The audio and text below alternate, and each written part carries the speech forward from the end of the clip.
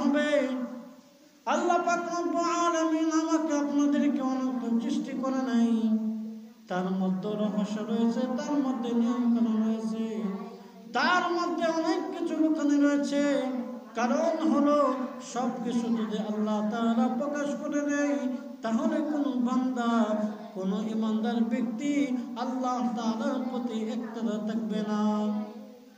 তো এই কারণে আল্লাহ পাক রব্বুল আলামিন বলতেছেন, আমরা যখন সকাল সন্ধ্যা জিকির করি, সকালে যখন আমরা ফজর নামাজ আদায় করি, কোন বান্দা দেখা যায় কুরআন শরীফের তেলাওয়াত করে, কোন বান্দা দেখা যায় লা ইলাহা ইল্লাল্লাহ জিকির পড়ে, কোন বান্দা দেখা যায় সুবহানাল্লাহ আলহামদুলিল্লাহ লা ইলাহা ইল্লাল্লাহ আল্লাহু আকবার জিকির পড়ে।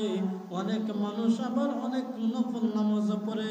কিন্তু আমাদের মধ্যে এরকম কিছু মানুষ রয়েছে, তারা ইচ্ছা করলেও নামাজে যায় না, তারা ইচ্ছা করলেও সুস্থতা থাকা সত্ত্বেও নামাজে যায় না, সুস্থতা থাকা সত্ত্বেও সে ইমানদার মুত্তাকি হতে চায় না।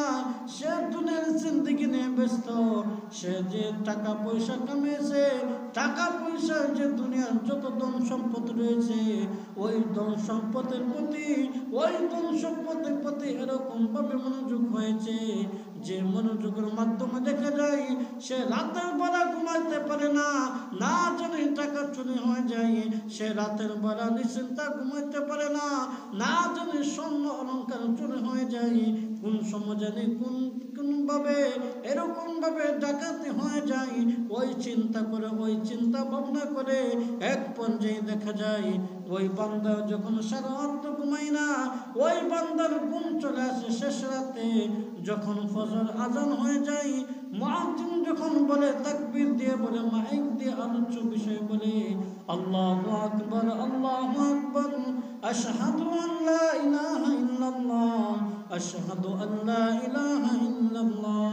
মুয়াজ্জিন যখন এরকম ভাবে মাইক দিয়ে এলান করে থাকে, আল্লাহু আকবার বলে যে আল্লাহ সবচেয়ে বড়, আল্লাহ সবচেয়ে বড়, তখন আমরা ঘুমের মধ্যে থেকে বলি ঘুম সবচেয়ে বড়। কতটুকু নাফরমানি বান্দা হিসাবে এতটুকু জঘন্য কাজ আমরা করতে পারি। এখনো সময় আছে, এখনো সময় আছে। ওই দুনিয়ার যত ব্যস্ততা রয়েছে, ওই দুনিয়ার যত জিন্দেগি রয়েছে, সব বাদ দিয়ে আমরা যদি আল্লাহ তাআলাকে রাজি খুশি করতে পারি, রাসূলের তরিকায় যদি আমরা জীবন যাপন করতে পারি, তাহলে অবশ্যই অবশ্যই ওই পরকালে মুক্তির জন্য আমাদের একটা ব্যবস্থা হয়ে যাবে। তো আল্লাহ পাক রব্বুল আলামিন ওই সম্পর্কে তার কুরআনের মধ্যে বলে দিয়েছেন, ইয়া আইয়ুহাল্লাযীনা আমানু যকুরুল্লাহা যিকরান কাসীরা ওয়াসাব্বিহুহু বুকরাতাও ওয়া আসীলা। হে ঈমানদারগণ, তোমরা সকাল সন্ধ্যা অধিক পরিমাণে জিকির করো, যে জিকিরের মাধ্যমে যেন মানুষ তোমাকে সুস্থ মানুষ না বলতে পারে, যে জিকিরের মাধ্যমে তোমাদেরকে ওই রকম ভাবে পালন হিসাবে আখ্যায়িত করে, যেরকম ভাবে যে জিকিরের মাধ্যমে কোনো মানুষ যেন আমাকে আপনাকে সুস্থতা না দেখতে পারে। যদি আমরা আল্লাহ তাআলাকে রাজি খুশি করার জন্য সকাল সন্ধ্যা জিকির করি, তাসবিহ করি, ওই রকম ভাবে 5 ওয়াক্ত নামাজের পরে যদি আমরা ওই সুবহানাল্লাহ আলহামদুলিল্লাহ লা ইলাহা ইল্লাল্লাহ আল্লাহু আকবার ওই তাসবিহ যদি আমরা পড়তে পারি, সুবহানাল্লাহি ওয়া বিহামদিহি সুবহানাল্লাহিল আযীম, ওই ভাবে যদি আমরা ওই তাসবিহ যদি আমরা নিয়মিত আমল করে থাকি, 5 ওয়াক্ত নামাজের পরে যদি আমরা তাসবিহ করে আদায় করতে পারি, 100 বার 200 বার 300 বার 400 বার 500 বার, যে যত বেশি পারেন এরকম ভাবে যদি বেশি বেশি তাসবিহ করে আদায় করেন, তাহলে আল্লাহ পাক রব্বুল আলামিন বলতেছেন, হে ফেরেশতারা, তোমরা ওই বান্দাকে জানিয়ে দাও, ওই বান্দা তাসবিহ বলি সুবহানাল্লাহ একবার বলার সাথে সাথে একটা জান্নাতের মধ্যে এরকম একটা গাছ তৈরি হয়ে যায়, যে গাছ চাওয়া দেওয়ার জন্য বান্দাদেরকে ওই জান্নাতের মধ্যে দেখা যায় 500 বছর পর্যন্ত যদি একটি দ্রুতগামী ঘোড়া যদি আমরা এরকম ভাবে নিক্ষেপ করি যে হে ঘোড়া তুমি ওই গাছটা একটু ঘুরে আসো, তাহলে দেখা যাবে একবার সুবহানাল্লাহ বলার কারণে ওই জান্নাতের মধ্যে যে গাছ তৈরি হবে ওই গাছটা একটি দ্রুতগামী ঘোড়া যদি বলে চতুর্দিক দিয়ে একটি রাউন্ড দিব, ওই দ্রুতগামী ঘোড়া 500 বছর পর্যন্ত ঘুরবে, কিন্তু একবার সুবহানাল্লাহ বলার কারণে ওই গাছের ছায়া সে দ্রুতগামী ঘোড়া শেষ করতে পারবে না। বলেন সুবহানাল্লাহ।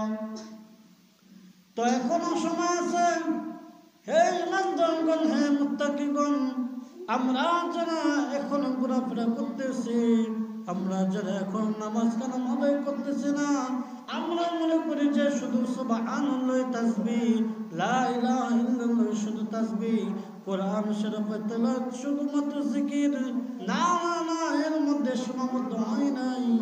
আমরা যখন আল্লাহু আকবার বলে, মুয়াজ্জিন যখন মাইক দিয়ে বলবো আল্লাহু আকবার আল্লাহু আকবার, আল্লাহ সবচেয়ে বড়, আল্লাহ সবচেয়ে বড়, তখন আমাদের কানে যখন ওই আওয়াজটা চলে যাবে, সঙ্গে সঙ্গে আমাদের দুনিয়ার জিন্দেগির দুনিয়ার যত কাজকর্ম রয়েছে, আল্লাহ যে সবচেয়ে বড়, আল্লাহ তাআলাকে আমাদের সাক্ষী দিতে হবে।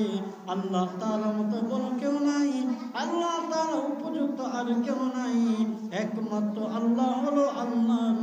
এরকম ভাবে আল্লাহ শুধু একজন, আল্লাহর সাথে কোনো শরীক নাই, আল্লাহ কাউকে জন্ম দেয় নাই, আল্লাহ কারোর কাছে জন্ম নেন নাই।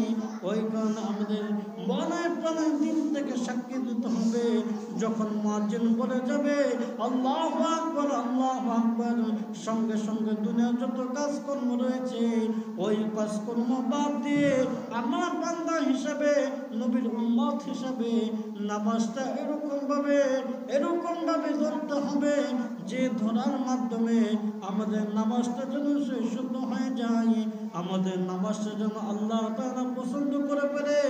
আমাদের এক ওয়াক্ত নামাজ যখন আমরা আদায় করব, অবশ্যই অবশ্যই আল্লাহ তাআলা ফেরেশতাদেরকে নিয়ে গবেষণা করবে। যখন আমরা 2 ওয়াক্ত নামাজ পড়ব, অবশ্যই অবশ্যই সমস্ত ফেরেশতাদেরকে নিয়ে আল্লাহ তাআলা গবেষণা করবে, হে ফেরেশতা তোমরা তো বলেছিলা দুনিয়ার মধ্যে যদি আদম সন্তান এরকম ভাবে নিক্ষেপ করা হয়, দুনিয়ার মধ্যে যদি আদম সন্তান ওই রকম ভাবে দেওয়া হয়, তারা আমল নামা করবে না, তারা ইবাদত বন্দি করবে না, তারা আমি আল্লাহ তাআলাকে আল্লাহ হিসাবে স্বীকৃতি দিবে না। হে ফেরেশতা তোমরা শুনে রাখো, হে ফেরেশতা তোমরা জানিয়ে রাখো, আমি যা জানি তোমরা যা জানো না, আমি যা শুনি তোমরা তা শুনো না, আমি যা করি তোমরা তা কোনোভাবে কল্পনা করতে পারবো না। হে ফেরেশতা তোমরা সাক্ষী হিসাবে দেখো, ওই বান্দা যখন 1 ওয়াক্ত নামাজ পড়লো, 2 ওয়াক্ত নামাজ পড়লো, 3 ওয়াক্ত নামাজ পড়লো, 4 ওয়াক্ত নামাজ পড়লো, 5 ওয়াক্ত নামাজ যখন শুদ্ধভাবে পড়বে, সঙ্গে সঙ্গে তার আর কোনো জিকির করা লাগবে না, সঙ্গে সঙ্গে তার আর কোনো ইবাদত বন্দি করতে হবে না। ওই 5 ওয়াক্ত নামাজকে শুধু ওই 5 ওয়াক্ত নামাজ যদি শুদ্ধভাবে পড়তে পারে, তাহলে আখরিজ দাইনাকা ইয়াকফিকাল আমালুল কলিল। রাসূল আরবি সাল্লাল্লাহু আলাইহি ওয়াসাল্লাম বলতেছেন, হাদিসের মধ্যে বলতেছেন, অল্প আমলে নাজাতের জন্য যথেষ্ট হবে। যে আমলটা শুদ্ধ হবে, যে আমলটা অল্প হবে কিন্তু অনেক বড় আকারে তার অন্তরের মধ্যে থাকবে, যে আমলটা দেখতে ছোট হবে কিন্তু নিয়ত থাকবে শুদ্ধ, আসমান থেকে জমিন পর্যন্ত ওই রকম নিয়ত করে যদি আমরা নামাজ কালাম আদায় করি, ওই রকম নিয়ত করে যদি আমরা জিকির করি, ওই রকম নিয়ত করে যদি আমরা আল্লাহ তাআলাকে রাজি খুশি করি, রাসূলের তরিকার আদর্শকে বাস্তবায়ন করি, তাহলে আজ হোক কাল হোক, আজকে যদি আমাদের নামাজ কবুল হয় না, আগামীকাল নামাজ কবুল হতে পারে। আগামীকাল যদি নামাজ কবুল হবে না, 3 নম্বরে নামাজ কবুল হবে।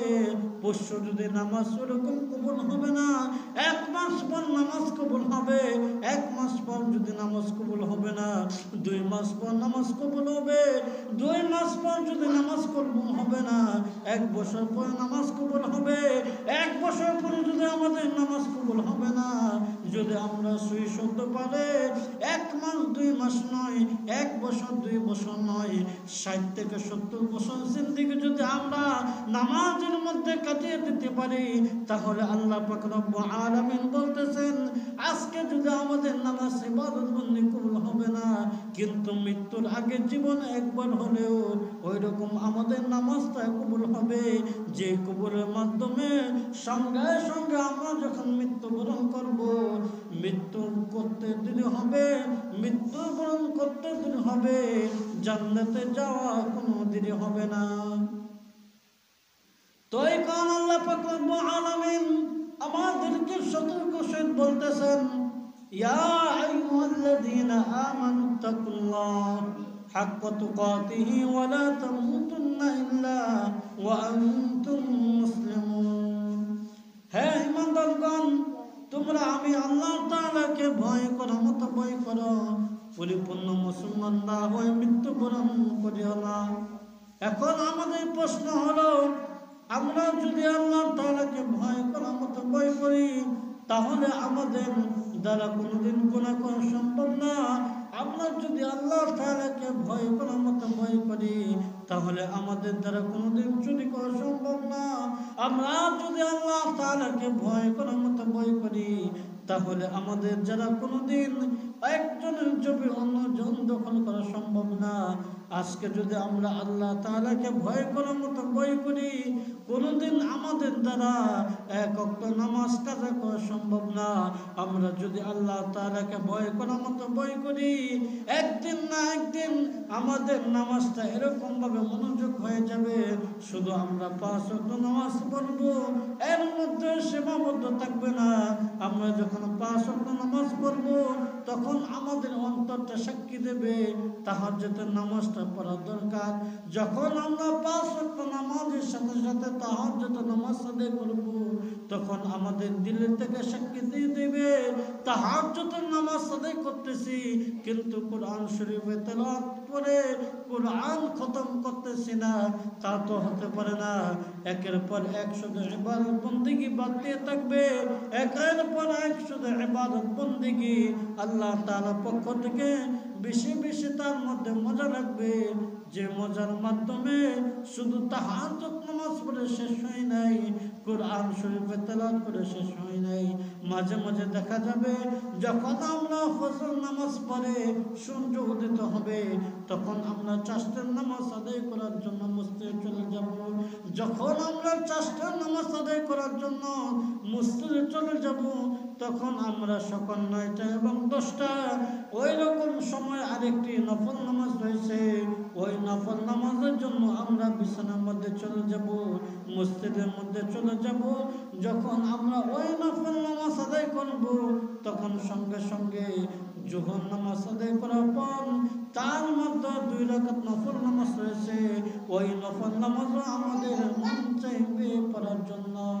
একের পর এক যখন আমরা সহি শুদ্ধ নিয়ত করে এরকম ভাবে ইবাদত বন্দি করব, আল্লাহ তাআলাকে রাজি খুশি করব, আজ হোক বা কাল হোক, আগামীকাল হোক বা পরশু হোক, একদিন না একদিন আমাদের নামাজ কালাম ইবাদত বন্দেগী দান সদকা এরকম ভাবে কবুল হয়ে যাবে, যে কবুলের মাধ্যমে দেখা যাবে দুনিয়ার মধ্যে থাকা অবস্থায় এরকম শান্তি পাইব, যে শান্তির মাধ্যমে আমাদের দ্বারা টাকা পয়সার কোনো অভাব থাকবে না।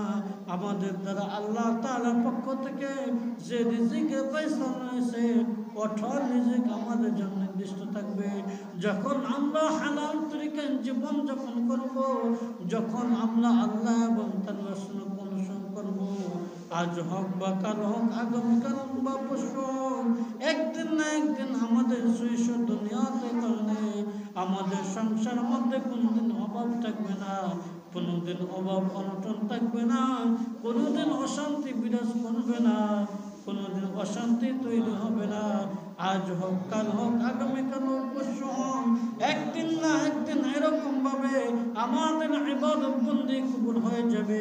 তখন আল্লাহ তাআলা পক্ষ থেকে আসমানি ফয়সালা আসবে, যে আসমানি ফয়সালার মাধ্যমে দুনিয়ার মধ্যে থেকে আমরা জান্নাতের সুগ্রাণ পেতে পারবো। দুনিয়ার মধ্যে থেকে আমরা আল্লাহ তাআলাকে অনুসরণ করতে পারবো। রাসূল সাল্লাল্লাহু আলাইহি সাল্লামকে স্বপ্নের যুগের মাধ্যমে দেখতে পাবো। এরকম ভাবে শুধু তাই না, শুধু তাই না, মৃত্যুর পর সঙ্গে সঙ্গে আমাদের জন্য জান্নাত এরকম ভাবে ওয়েট করবে, যে জান্নাতের নাম হলো, সবচেয়ে বড় যে জান্নাত রয়েছে এর মধ্যে হলো জান্নাতুল ফিরদাউস, এর মধ্যে হলো জান্নাতুন নাঈম, এর মধ্যে হলো জান্নাতুল রায়হান। এক এক জান্নাত এক এক ভাবে এরকম ভাবে আমাদের জন্য উপস্থিত হয়ে আমাদের জন্য এরকম ভাবে ওয়েট করবে। এ বান্দা, তোমরা জানিয়ে রাখো, আল্লাহ তাআলা আমাকে হুকুম করেছে, আমি জান্নাত হিসেবে হুকুম করেছে, জান্নাতুল ফিরদাউস হিসেবে হুকুম করেছে, যে তুমি ইবাদত বন্দেগী এরকম ভাবে করেছো, যে ইবাদত বন্দেগীর মাধ্যমে আল্লাহ তাআলা রাজি খুশি হয়ে, রাসূল সাল্লাল্লাহু আলাইহি ওয়াসাল্লাম রাজি খুশি হয়ে শুধু জান্নাতে যাওয়ার জন্য মৃত্যুটা ব্যতীত, মৃত্যুবরণ করার সাথে সাথে ওই জান্নাতের মধ্যে চলে যাবে। তো আল্লাহ পাক রব্বুল আলামিন আমাদের সকলকে উক্ত আলোচনা বোঝার মতন এবং আমল করার মতন তৌফিক দান করুন। সকলে বলুন আমিন। ওয়া আখিরু দাওয়ানা আলহামদুলিল্লাহি রাব্বিল আলামিন।